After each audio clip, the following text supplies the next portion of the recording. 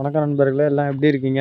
அப்புறம் இன்னைக்கு ஞாயித்துக்கிழமை பாடி ரெக்கவரிக்காக ஸ்டேடியத்துக்கு கிளம்பிட்டோம். ஸ்டேடியத்துக்கு வந்துட்டு ரன்னிங் ஓடாம லைட்டா ஒரு நடைய மட்டும் போட்டுட்டு அப்படியே ஸ்ட்ரெச்சஸை ஸ்டார்ட் பண்ணிட்டோம். அப்புறம் இது காலிஸ்தெனிக்ஸ் லேர்ன் பண்றதுல டே 40ஓட வீடியோ தான் பார்க்க போறோம். அப்புறம் வீக்லி ஒன்ஸ் நம்ம ஸ்ட்ரெச்சஸை கரெக்டாக பண்றதுனால பாடி நல்லா ரெக்கவரி ஆகுது.